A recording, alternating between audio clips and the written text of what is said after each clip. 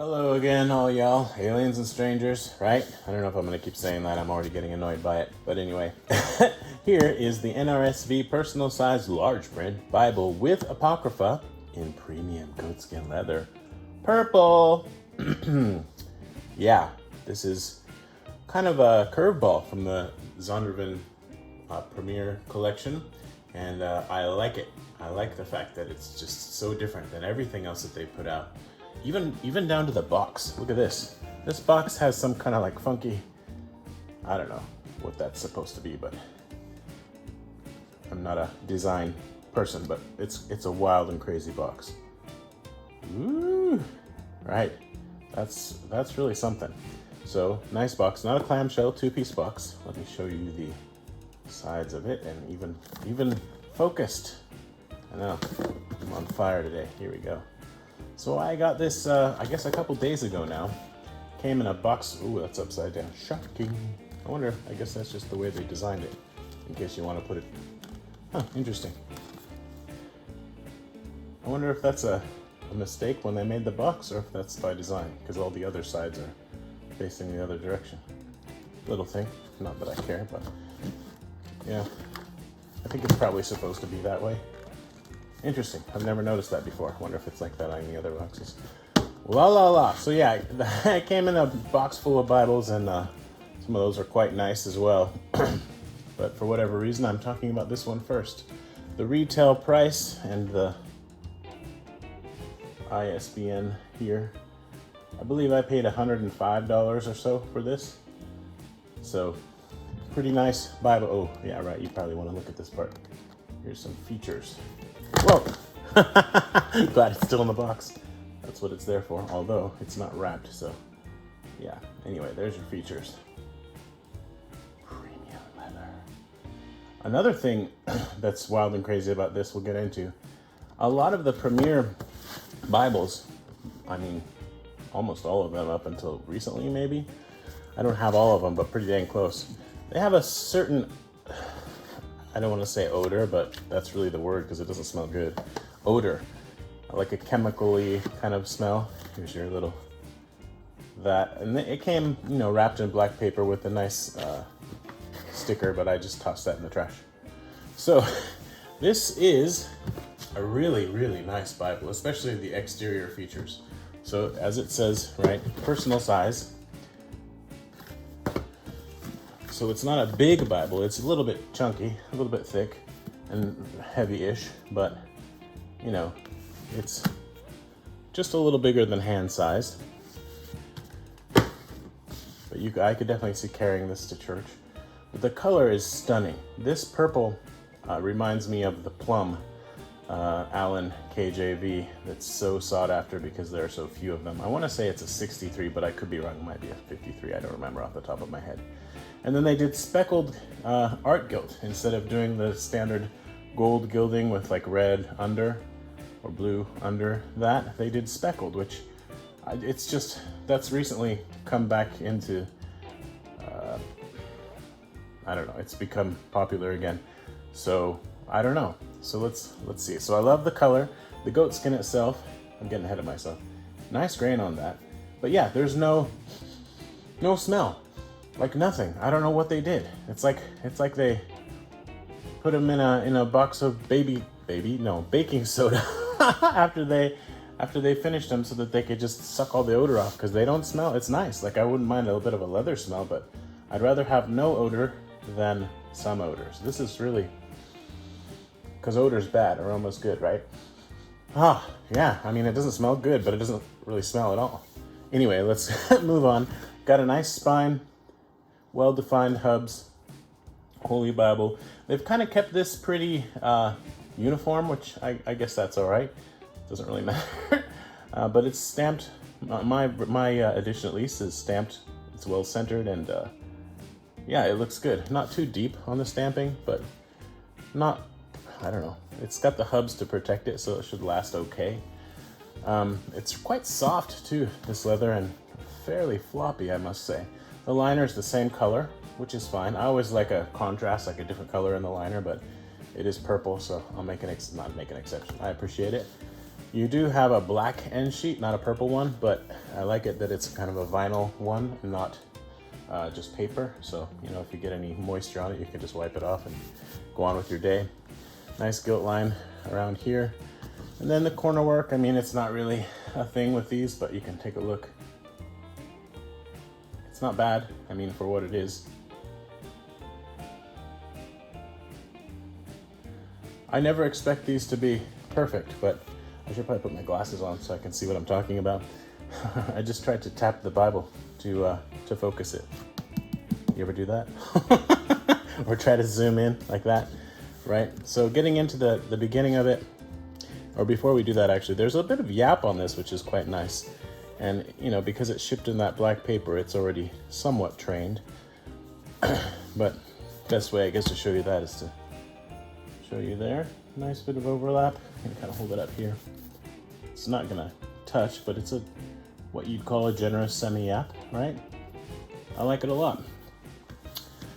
I always prefer a full yap, but a semi-yap is much better than no yap at all. And I just jumped into Hosea for whatever reason. So there we go. Pretty nice paper. I want to say, it probably said on the box, 36 GSM. Yep, premium European Bible paper. See if there's anything else I should tell you. 10-point print size. Of course, it's Smith's Own and edge lined because it's got the leather liner there. Yahoo! Line matched. I skipped the presentation page. I'll go back and show you that. Oh, the satin ribbon markers are double-sided, so yay. Pretty positive they don't use Beresfords for these, but I mean, they're nice ribbons, so that's fine. A good length, right? A good width.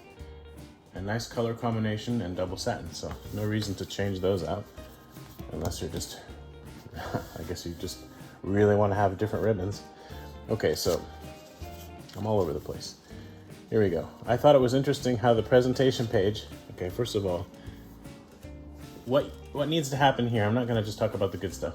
This presentation page, there needs to be some white cardstock here so that you can actually open the presentation page all the way up. This is not well done, sorry.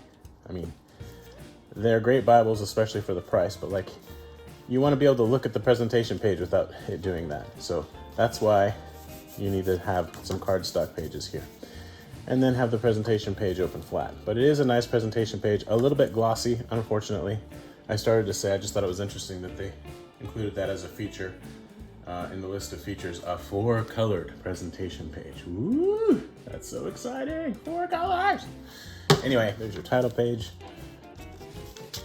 These pages are pretty easy to turn. It's 36 GSM, premium European paper. But they do stick together. As you can see, it's printed in China. And it's not the new version of the NRSV, which is on its way. I think it's basically done, but they haven't printed many yet. I don't know what the deal is there. This is which version of it? 1989, okay? So you've got your table of contents, alphabetical order, books of the Bible, to the reader. And the Apocrypha and Deuterocanonical books are in between the Old Testament and the New Testament, which is fine, you know, but, so here's what I'm talking about, the pages being stuck together. To the reader, that's a pretty lengthy one. I think that's Bruce Metzger who wrote that.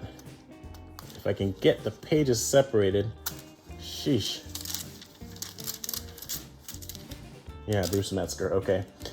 Anyway, so when I have a Bible, it's often a study Bible, where the pages are kind of stuck together, what I'll do is fan the corners like this a few times on both sides.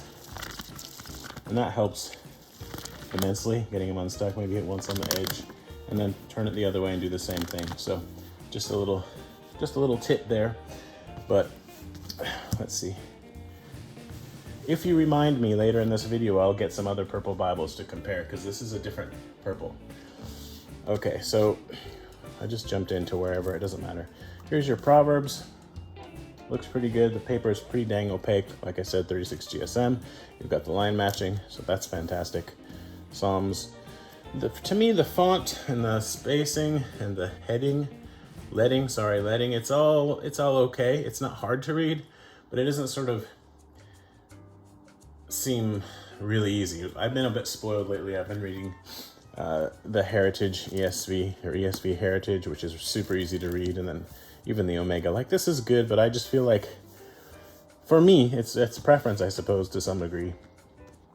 The text is a little bit squished together, but that could just be me and my mood at the moment. I don't know. There's nothing wrong with it, per se.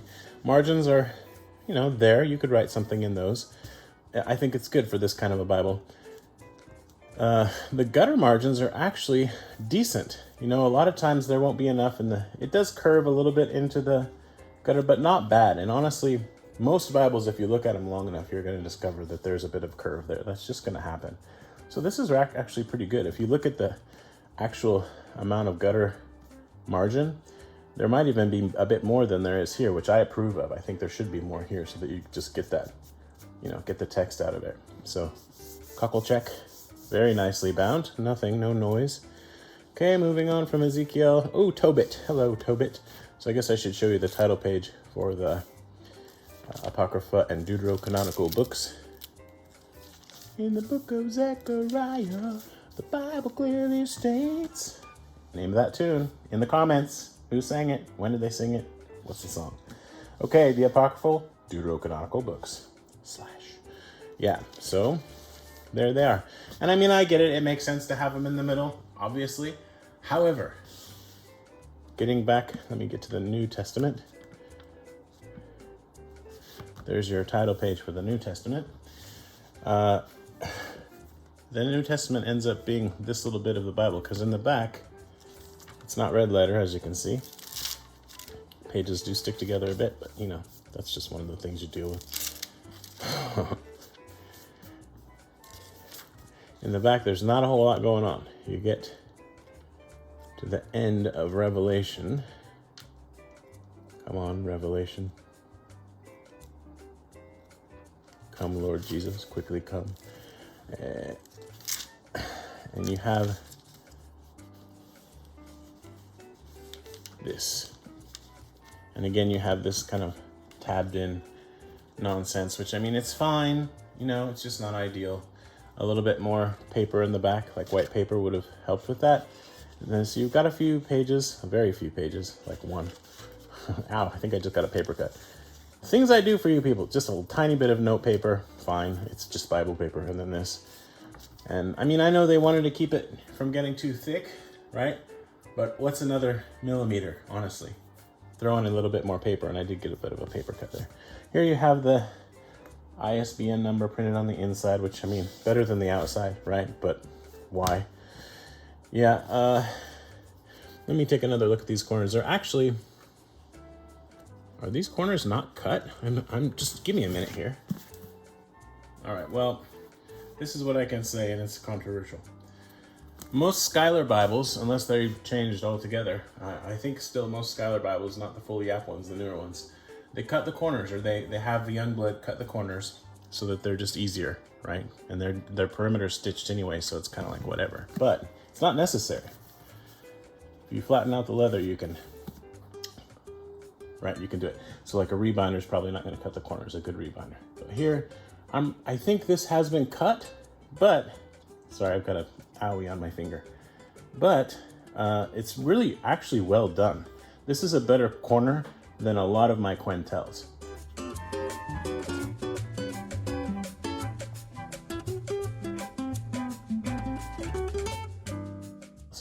Which is a shocking thing to say, because I love the Quentel, don't get me wrong. And it's not, it's not perfect, but I have to say, especially for the price, this is pretty well done.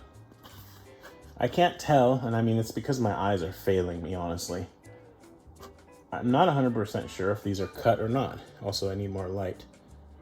But, and it's a little bit, it kind of sticks out a bit. Come here, where are you, camera? But it's not really an issue because you have so much yap, you don't have to worry about the pages grabbing on there at the corner. So, kudos for that. So yeah, everything's nice about this except for the blurriness.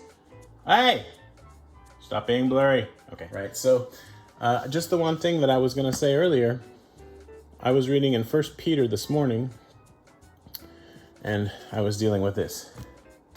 Now this is on the sofa, and plus I was reading in this, so it's a bit more flat now than it was, but when I was reading it, this page was really trying to pop up, right? Like that. And that was not my favorite thing. It's not a deal breaker, you know? And honestly, this Bible, the main reason I bought it is for the way that it looks. Like if this Bible's sitting on the table or on the shelf, I look at it and it makes me want to take it up and read it, right? And I think that's a really good thing. And also, as far as I know, this is the first purple premiere. So you've got black, brown, a couple different kinds of blue, right? And then this purple. That's pretty exciting. I'm looking forward to seeing some red, right? So really lovely. I guess I could give you another look at the speckling.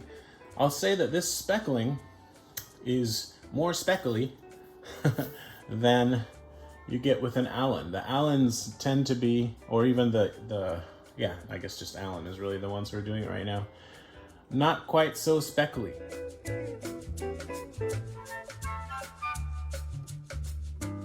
I can't speak to the application. Maybe the Allen's ones are nicer or whatever, but, and this doesn't have any metallic sheen to it at all, whereas the Allen ones do, I think. But there are more speckles, and I actually don't know how I feel about that. When I got my first speckled Allen, I thought, wow, there aren't that many speckles, but I mean, I don't know. It's something different, right? This is actually, I like it because it's something different, but it's not my favorite thing about the Bible. My favorite thing is the color. Really nice bit of yap, you know. I don't know, I like this Bible a lot, even the size. So as I was saying before, you get nothing in the back, not even maps, right?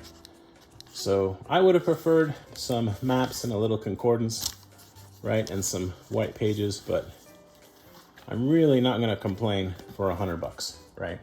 Never pay retail, especially for the Premier Collection Bibles. That's just not a good idea. Not when they're still in print, at least. There may come a time when you'll have to pay retail, but for now, you should be able to get this for around 100, 105, something like that. So yeah, I'm quite a fan of this one actually, and I think I'm going to read the New Testament in the NRSV this year. But right now I'm in the ESV, so we'll see.